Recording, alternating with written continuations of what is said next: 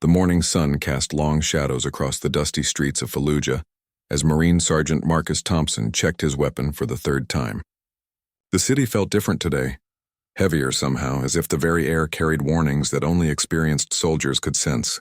Marcus had been in Iraq for 8 months, long enough to trust his instincts, and those instincts were screaming that something was wrong. His squad of 12 Marines moved through the narrow alleyways with practiced precision. They had received intelligence about insurgent activity in this sector, reports of weapons caches and possible IED manufacturing sites hidden within the maze of concrete buildings. The locals had been unusually quiet over the past few days. Children no longer played in the streets, and the usual sounds of daily life had been replaced by an unsettling silence. Marcus signaled to his point man, Corporal Jake Rodriguez, to slow their advance. The 22-year-old from Texas had become like a younger brother to Marcus during their deployment. Jake's sharp eyes and quick reflexes had saved their lives more times than Marcus could count. Behind them, the rest of the squad maintained their spacing, each Marine covering different angles as they moved deeper into what the locals called the forgotten quarter of the city. The buildings here showed the scars of previous battles. Bullet holes peppered the walls like deadly constellations, and several structures had been reduced to rubble by artillery strikes months earlier. Among the ruins, families still tried to live normal lives, hanging laundry from broken windows and gathering around small fires to cook their meals.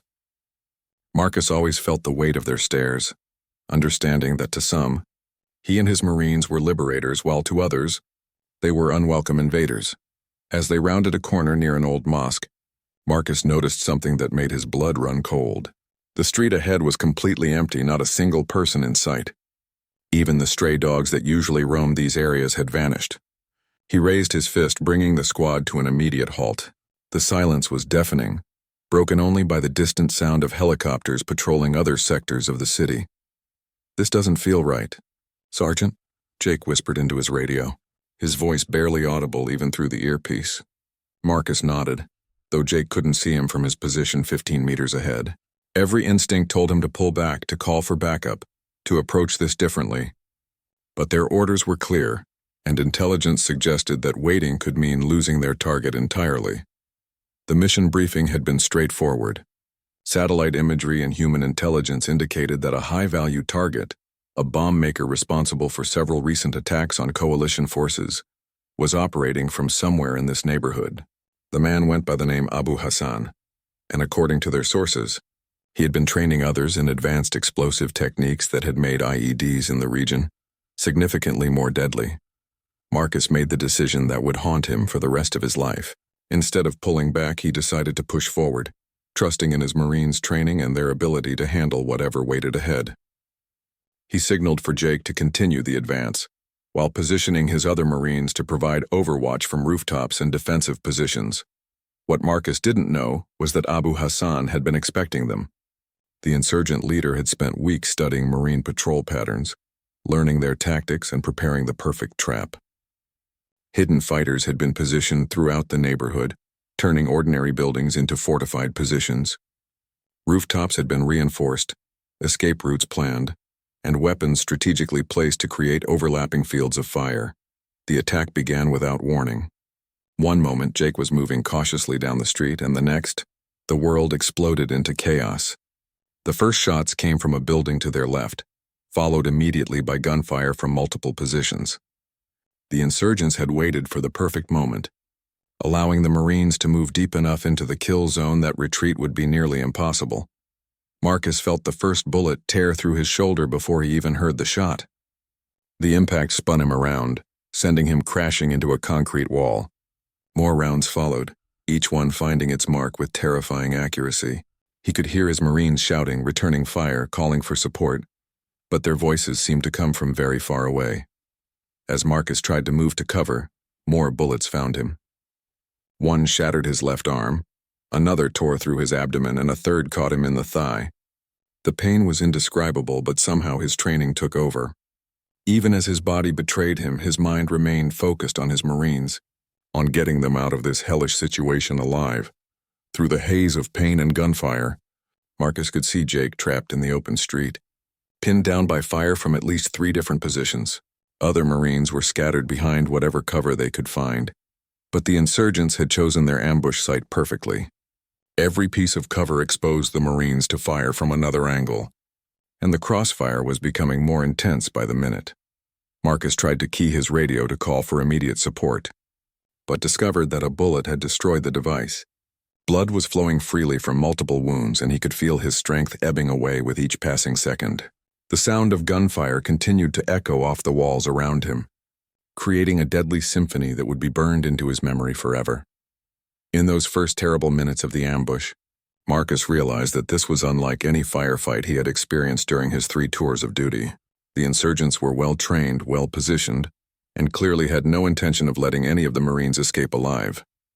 As he pressed himself against the wall, feeling his life slowly draining away, Marcus could only think about his responsibility to his men and wonder if any of them would make it home to their families.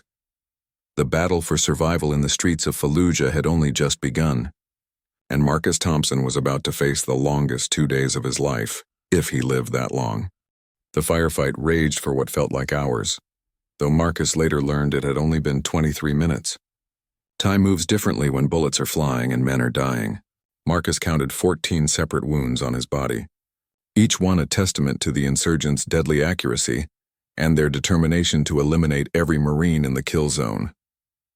During a brief lull in the shooting, Marcus heard Jake's voice calling out from across the street. The young corporal had been hit in the leg and was bleeding heavily, but he was still fighting. 3 other Marines had taken positions behind a burned-out car, returning fire as best they could, but their ammunition was running low, and the insurgents seemed to have an endless supply of bullets and grenades. "Sergeant Thompson, can you hear me?" Jake's voice cracked over the radio frequency, transmitted by one of the other Marines. Marcus tried to respond, but found that speaking took enormous effort. Every breath felt like fire in his chest, and he suspected that at least one bullet had punctured his lung. Blood frothed at the corners of his mouth, confirming his worst fears about internal injuries.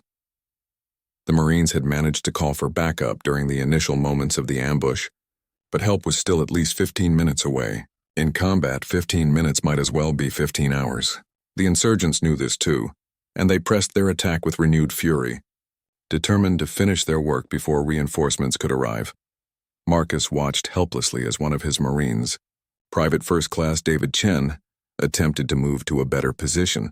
The 19-year-old from California had only been in country for 6 weeks, but he had shown remarkable courage and skill. As David sprinted across an open space, multiple gunmen opened fire simultaneously.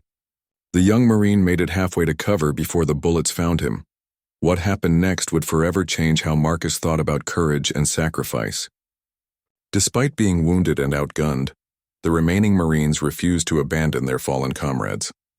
Jake, bleeding from his leg wound, crawled across 30 meters of open ground under heavy fire to reach David's position. The corporal dragged the unconscious Marine to safety behind a concrete barrier, taking 2 more bullets in the process. The insurgents had positioned themselves perfectly for this ambush. They occupied the high ground and surrounding buildings, had clear fields of fire in multiple directions, and had prepared numerous escape routes. Marcus realized that Abu Hassan had been planning this trap for weeks, maybe months. The intelligence that had brought them to this neighborhood had been deliberately leaked, designed to lure Marines into this deadly maze. As the ammunition situation became desperate, Marcus made a decision that went against every instinct for self-preservation. Using his one functioning arm, he began crawling toward a position where he could provide covering fire for his trapped Marines.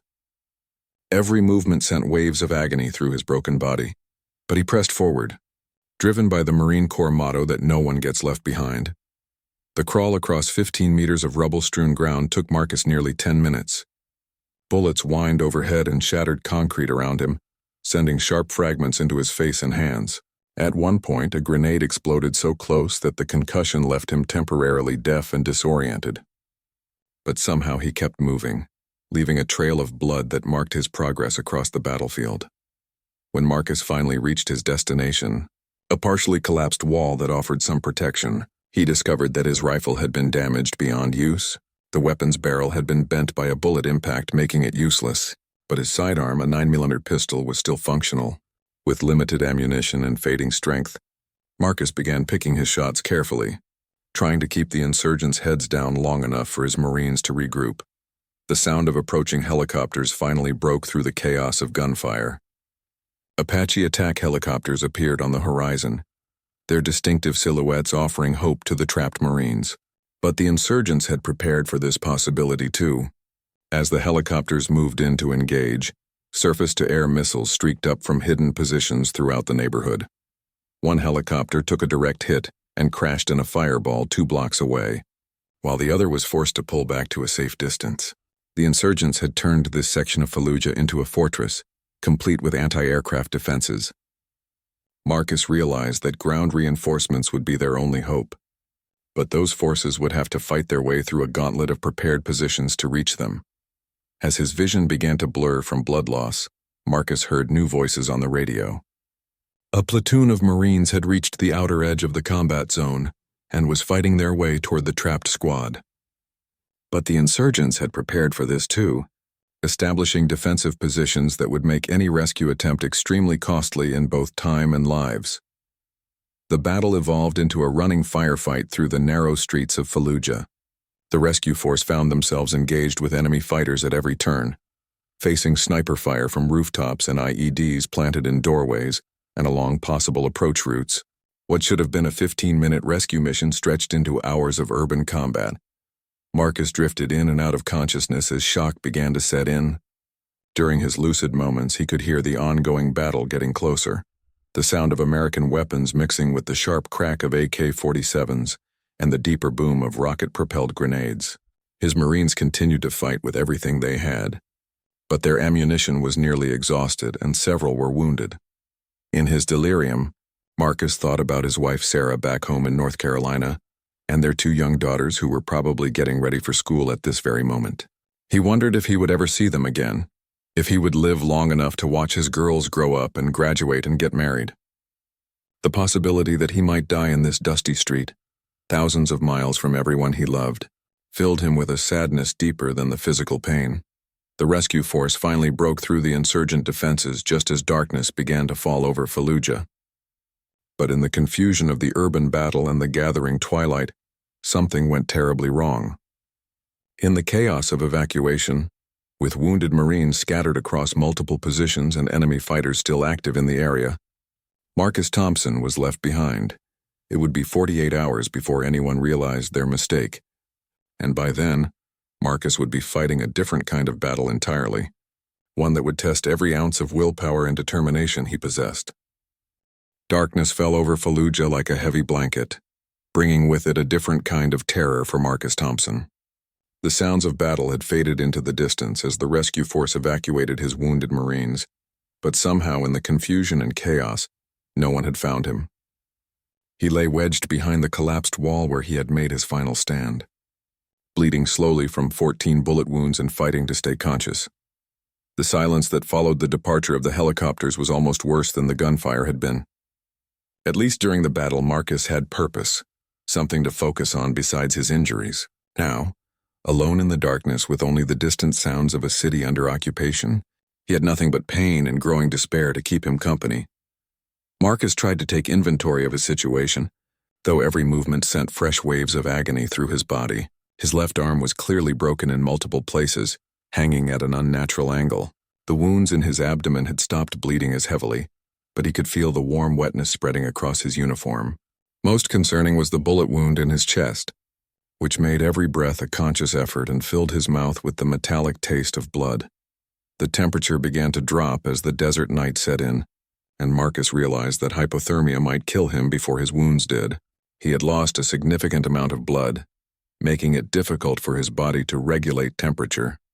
Using his one functional hand, he tried to arrange pieces of rubble and debris around himself to create some shelter from the cold wind that whistled through the ruins. As the hours passed, Marcus heard movement in the surrounding buildings. Insurgent fighters were returning to the area, probably to collect their dead and assess the damage from the firefight.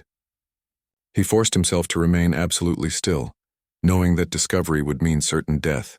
Several times, armed men passed within meters of his hiding place, their voices speaking in rapid Arabic as they searched through the rubble.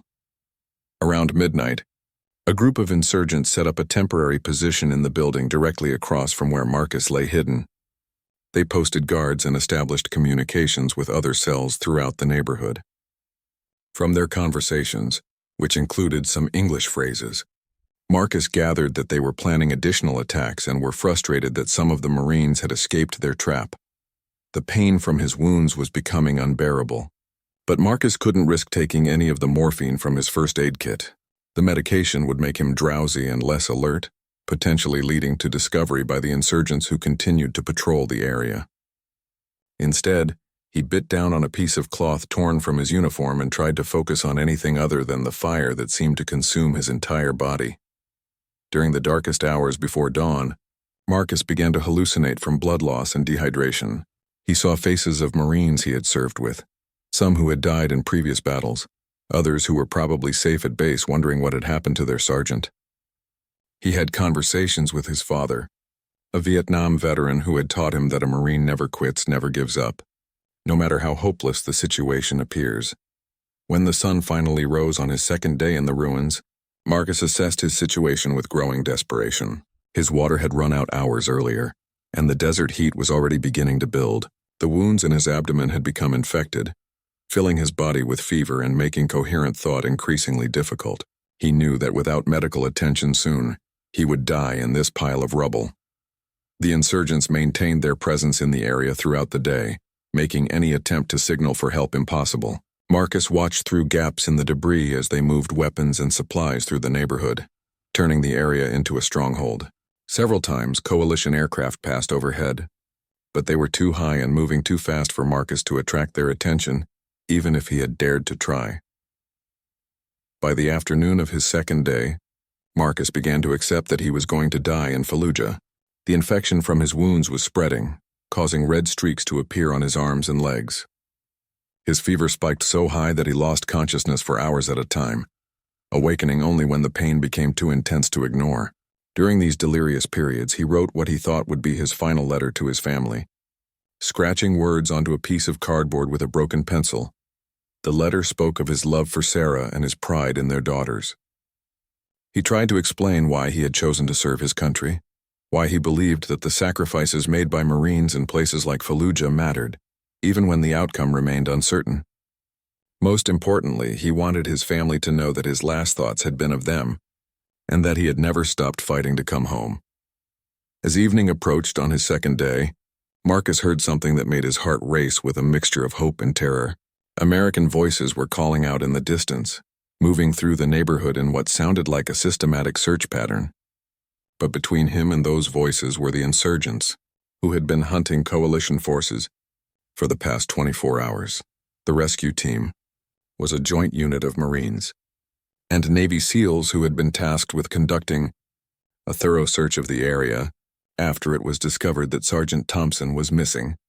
They moved methodically through each building, each pile of rubble, determined to find their missing comrade dead or alive.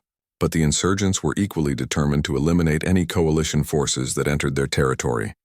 A fierce firefight erupted just 3 blocks from where Marcus lay hidden. The sound of automatic weapons fire and exploding grenades echoed off the concrete walls, creating a deadly symphony that Marcus recognized all too well. He realized that brave men were risking their lives to find him, and the knowledge filled him with both gratitude and guilt. Using every ounce of strength he had left, Marcus began to work his way closer to the fighting. He couldn't walk, could barely crawl, but he was determined to help his rescuers find him before the insurgents could mount a successful counterattack. Each movement left him gasping for breath and on the verge of unconsciousness, but he pressed forward, driven by the voices of Americans who had come looking for him. The battle raged for nearly an hour, with neither side able to gain a decisive advantage. The SEALs and Marines had superior training and equipment, but the insurgents knew the terrain and had prepared defensive positions throughout the area. As Marcus dragged himself across the rubble-strewn ground, leaving a trail of blood behind him, he could hear the distinctive sound of helicopter rotors approaching in the distance. Air support was arriving, which meant the balance of the battle was about to shift dramatically in favor of the rescue force. But Marcus also knew that once the helicopters began their attack runs, anyone caught in the open would be in extreme danger. He had perhaps minutes to make contact with the rescue team before the area became a free fire zone. The Apache helicopters arrived like thunder from heaven, their rotors beating the air with a sound that every Marine in Fallujah knew meant salvation was at hand. Marcus could hear the distinctive whine of their chain guns spinning up, preparing to unleash devastating firepower on the insurgent positions that had held this neighborhood for 2 days. But those same weapons that meant rescue for him could just as easily end his life if the pilots couldn't distinguish between friend and foe in the rubble below. Marcus knew he had only seconds to act before the airstrike began. Using his one functioning arm, he pulled a signal mirror from his survival kit, a small piece of equipment that every Marine carried, but few ever expected to use in urban combat. The setting sun provided just enough light for him to flash a reflection toward the lead helicopter, hoping against hope that someone would see the tiny glint of light among all the destruction. The pilot of the lead Apache, Chief Warrant Officer Rebecca Martinez, had been flying combat missions over Iraq for 18 months. She had developed an almost supernatural ability to spot things that didn't belong in the landscape below. As she positioned her aircraft for the attack run, something caught her eye. A brief flash of light from a pile of rubble that didn't match the random reflections of metal and glass scattered throughout the battlefield. "Hold fire. Hold fire," Martinez called over the radio to her wingman. "I've got possible friendly signal. Grid reference 8794521. Moving in for closer inspection." The helicopter dropped altitude and moved slowly over Marcus's position, its powerful searchlight cutting through the gathering darkness like a sword of hope. From his hiding place in the rubble, Marcus could see the helicopter hovering almost directly overhead. He flashed his mirror again, this time in the 3 long, 3 short pattern that every military pilot would recognize as SOS. The light from his mirror created a brief but unmistakable signal in the helicopter's powerful beam. "Confirmed. Friendly signal," Martinez reported. "We have a survivor in the ruins, adjusting attack pattern to avoid friendly position." The information was immediately relayed to the ground forces, and the entire complexion of the rescue operation changed. Instead of a recovery mission to collect remains, this was now a race against time to save a living Marine. The SEALs on the ground were led by Lieutenant Commander James Mitchell, a veteran of multiple deployments who had earned his reputation by never leaving a man behind. When he received word that Thompson was alive, Mitchell immediately began repositioning his team to reach the survivor's location. But the insurgents had heard the helicopters too, and they knew that their window of opportunity was closing rapidly. Abu Hassan, the bomb maker who had orchestrated the original ambush, made a desperate decision. Rather than retreat to fight another day, he ordered his remaining fighters to assault the American position with everything they had. If he couldn't eliminate the rescue force, he was determined to at least kill the Marine they had come to save. The insurgent counterattack came from 3 directions simultaneously. Fighters emerged from hidden positions in surrounding buildings, laying down a withering crossfire that pinned down the SEALs and Marines just 200 meters from Marcus's location.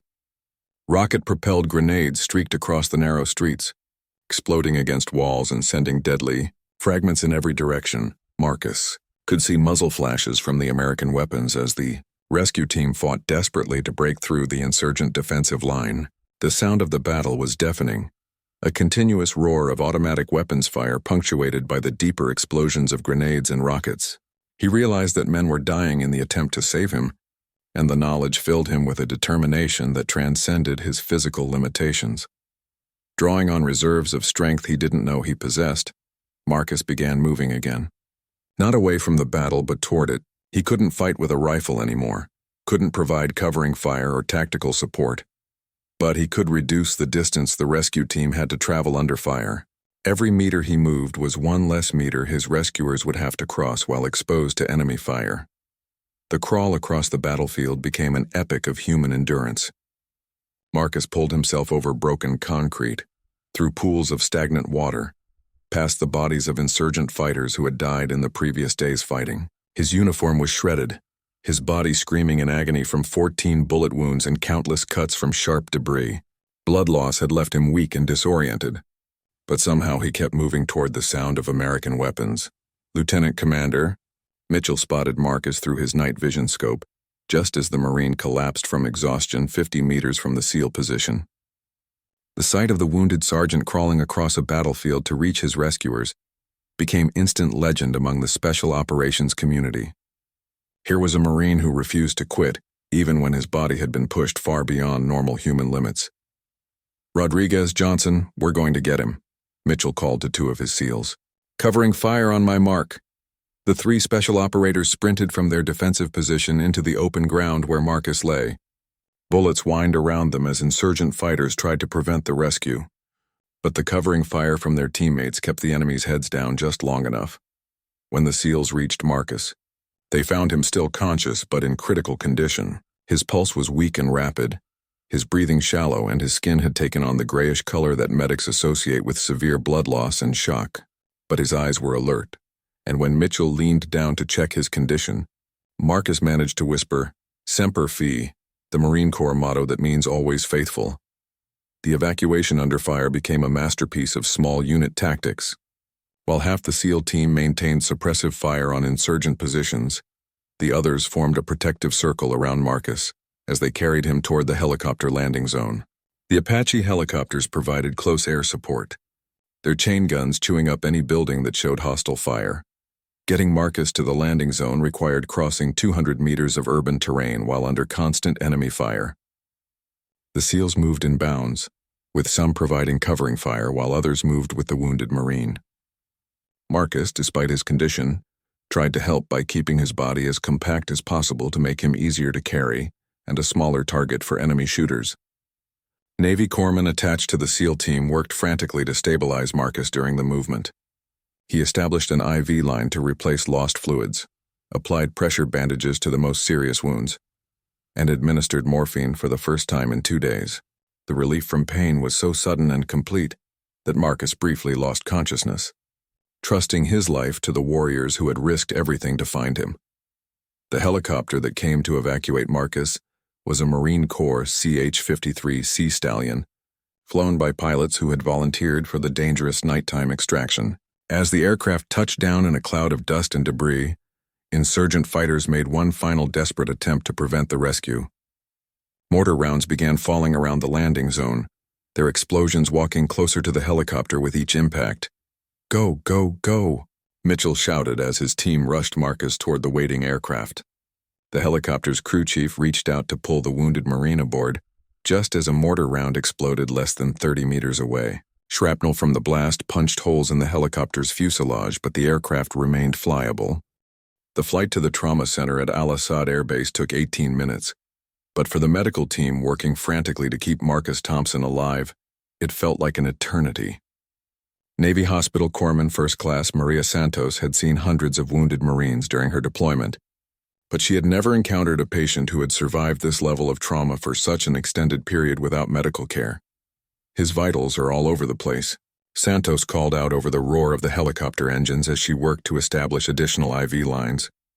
Marcus's blood pressure was dangerously low, his heart rate erratic, and his breathing shallow and labored. The 14 bullet wounds had caused massive internal bleeding, and infection had set in throughout his body. By all medical standards, he should have died hours ago. The helicopter's crew chief, Sergeant Mike Rodriguez, helped Santos by holding IV bags and passing medical supplies as she worked.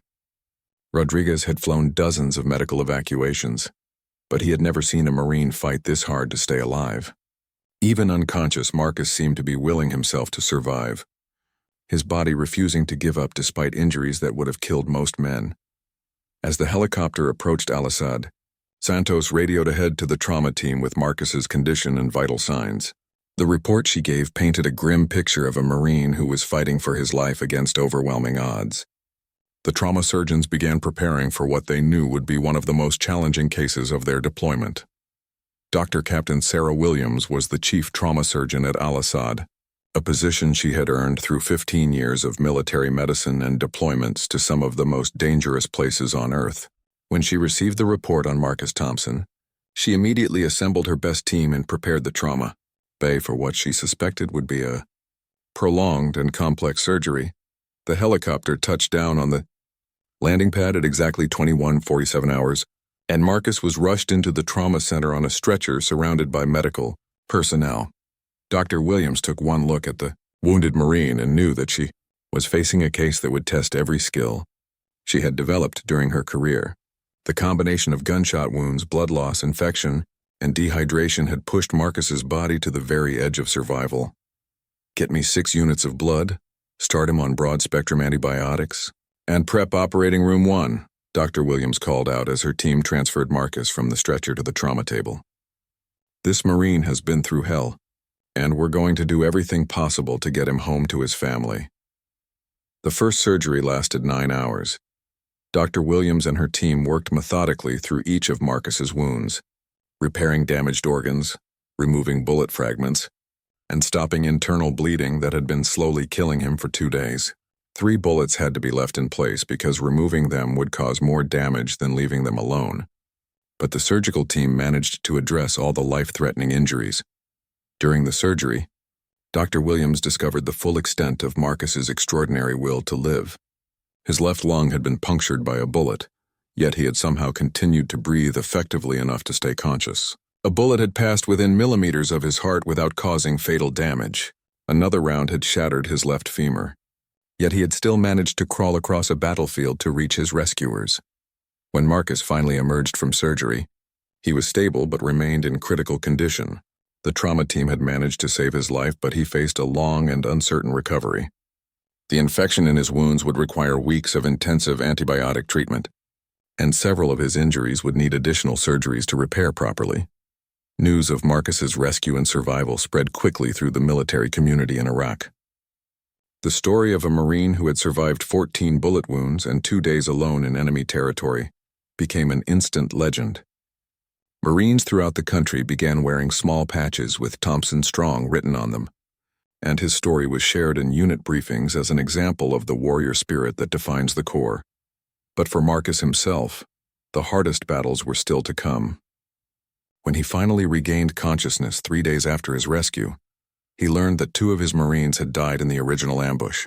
Private First Class David Chen, the young Marine from California whom Marcus had watched fall, had died from his wounds despite Jake Rodriguez's heroic efforts to save him.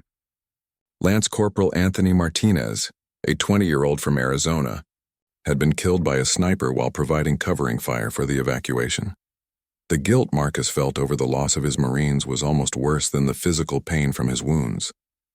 As their sergeant, he felt responsible for their deaths, even though every military investigation would later conclude that the ambush had been unavoidable, and that Marcus's leadership during the firefight had saved the lives of the other 10 Marines in his squad. Jake Rodriguez visited Marcus in the hospital as soon as he was able to walk with crutches. The young corporal had been wounded in the leg and arm during the firefight, but his injuries were not life-threatening. When he saw his sergeant lying in the hospital bed surrounded by machines and tubes, Jake broke down and cried for the first time since the ambush. "I'm sorry, Sergeant," Jake whispered, his voice choked with emotion. "We tried to find you, but everything happened so fast and there was so much smoke and confusion. We thought you were dead, and by the time we realized you were missing, it was too late to go back." Marcus reached out with his one functional hand and gripped Jake's arm. "You did everything right, Rodriguez," he said, his voice barely audible but filled with conviction. "You saved Chen's life, even if only for a little while. You got the rest of our Marines out alive. That's what leaders do." The conversation between the 2 Marines lasted for hours, as they worked through the trauma of the ambush and the guilt that survivors often feel when their brothers in arms don't make it home. For both men, talking about what had happened in Fallujah was the beginning of a healing process that would take years to complete. Over the following weeks, Marcus underwent 3 additional surgeries to repair damage to his left arm and remove bullet fragments that had worked their way closer to vital organs. Each operation was a small victory in his fight to regain full use of his body, though doctors warned him that he would likely never regain complete function in his left arm. The letters and packages that poured into the hospital from around the world amazed everyone who witnessed the outpouring of support. Marcus received letters from school children in Nebraska, care packages from veterans of foreign wars posts in Texas, and messages of support from Marines serving in Afghanistan and other deployments around the globe. The story of his survival had touched something deep in the American spirit, reminding people of the sacrifices made by service members and their families. But the most important letter Marcus received came from his wife Sarah, written after she had been notified that he was alive and recovering. In it, she told him that she had never stopped believing he would come home. that their daughters asked about their daddy every day, and that the entire family was proud of his service and sacrifice. The letter ended with a promise that no matter how long his recovery took, they would face it together as a family. 6 months after the ambush in Fallujah, Marcus Thompson stood on the front porch of his home in Jacksonville, North Carolina, watching his daughters play in the yard while Sarah prepared dinner in the kitchen. The scene was so perfectly normal, so wonderfully ordinary, that sometimes Marcus had to remind himself that he had almost missed all of this forever.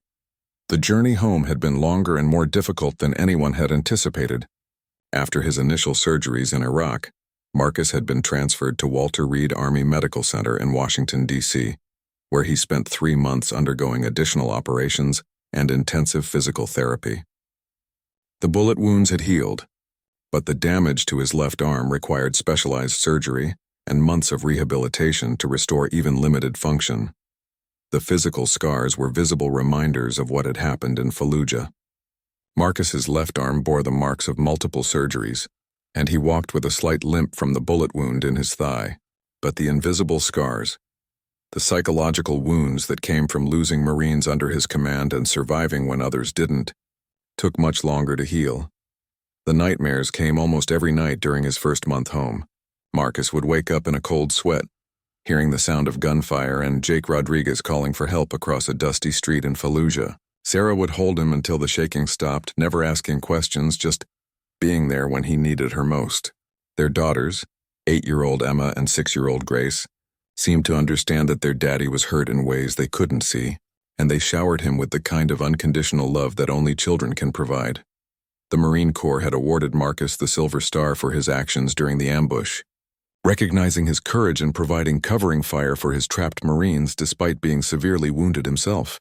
The ceremony at Camp Lejeune was attended by hundreds of Marines, including Jake Rodriguez and the other survivors from his squad. But for Marcus, the real honor was seeing his family in the front row, proud of his service but grateful to have him home alive. Jake Rodriguez had recovered from his wounds and returned to active duty, but he made a point of visiting Marcus regularly during his recovery. The young Marine had been promoted to sergeant and was preparing for another deployment, this time to Afghanistan. The bond forged between the two Marines in the streets of Fallujah had grown into a friendship that would last their entire lives. "You know, Sergeant, I think about those guys every day," Jake said during one of his visits, referring to the Marines they had lost in the ambush. "Chen and Martinez, they were good Marines, good men. I wonder what they would think about all this, the medals and the attention we've gotten." Marcus nodded, understanding exactly what Jake meant. The survivors' guilt was something they both carried, the weight of coming home when their brothers hadn't. "I think they'd be proud," Marcus replied. "Proud that we're telling their story, making sure people remember their sacrifice. That's what we owe them, to make sure they're not forgotten." The two Marines had made a pact to visit the families of David Chen and Anthony Martinez, to share their memories of two young men who had died serving their country far from home. It was a difficult but necessary journey, one that helped both survivors find some measure of peace with what had happened in Fallujah. Dr. Sarah Williams, the trauma surgeon who had saved Marcus's life, kept in touch with him throughout his recovery. She had seen many wounded warriors pass through her trauma center, but Marcus's case had affected her profoundly. His determination to survive, his concern for his Marines even while fighting for his own life, had reminded her why she had chosen military medicine as her career. "Marcus," Dr. Williams told him during a follow-up appointment, "in all my years of trauma surgery, I've never seen anyone survive what you went through. The combination of blood loss, infection, and trauma should have been fatal. The fact that you're here, walking and talking and going home to your family, it's nothing short of miraculous." Marcus credited his survival to the training he had received as a Marine, the will to see his family again, and the courage of the SEALs and Marines who had risked their lives to find him. But Dr. Williams saw something deeper, a fundamental toughness of spirit that couldn't be taught in any military school or medical textbook. Marcus Thompson had simply refused to die, and that refusal had carried him through the darkest 2 days of his life. The story of the ambush in Fallujah and Marcus's survival became part of Marine Corps lore, told and retold in training schools and unit briefings around the world. But for Marcus, the real story wasn't about surviving 14 bullet wounds or crawling across a battlefield to reach his rescuers. The real story was about the men who had served with him, the SEALs who had risked everything to find him, and the family that had waited for him to come home. Lieutenant Commander James Mitchell, the SEAL who had led the rescue mission, received the Navy Cross for his actions in Fallujah. He and Marcus developed a friendship based on mutual respect and the shared understanding that comes from facing death together. Mitchell often said that rescuing Marcus Thompson had been the most important mission of his career, not because of the tactical complexity or the personal danger, but because it had reminded him why Special Operations Forces existed in the first place. As Marcus watched his daughters play in the yard, he thought about the letter he had written during his darkest hours in Fallujah, the final message he had scratched onto a piece of cardboard when he thought he was going to die. That letter was now framed in his study, a reminder of how precious every day with his family truly was. The words he had written in his own blood had been simple but profound. I love you all more than life itself, and I will never stop fighting to come home to you. The physical therapy would continue for months, and Marcus knew that he would never be the same Marine he had been before Fallujah. But he was alive, he was home, and he had the rest of his life to be a husband to Sarah and a father to Emma and Grace. In the end, that was all that really mattered. On quiet evenings when the girls were asleep and he and Sarah sat on the porch talking about their future, Marcus sometimes felt the presence of David Chen and Anthony Martinez, the two young Marines who hadn't made it home. He carried their memory with him always, a sacred trust that reminded him to make the most of the life they had given their own to preserve. The streets of Fallujah seemed very far away from the peaceful suburban neighborhood where Marcus now lived, but the lessons learned in that dusty Iraqi city would stay with him forever. He had learned that courage isn't the absence of fear, but the decision to keep fighting even when fear threatens to overwhelm you. He had learned that brotherhood means never leaving a fallen comrade behind, whether on a battlefield or in the struggles of everyday life. And most importantly, he had learned that every day is a gift, especially the ordinary ones spent with the people you love most.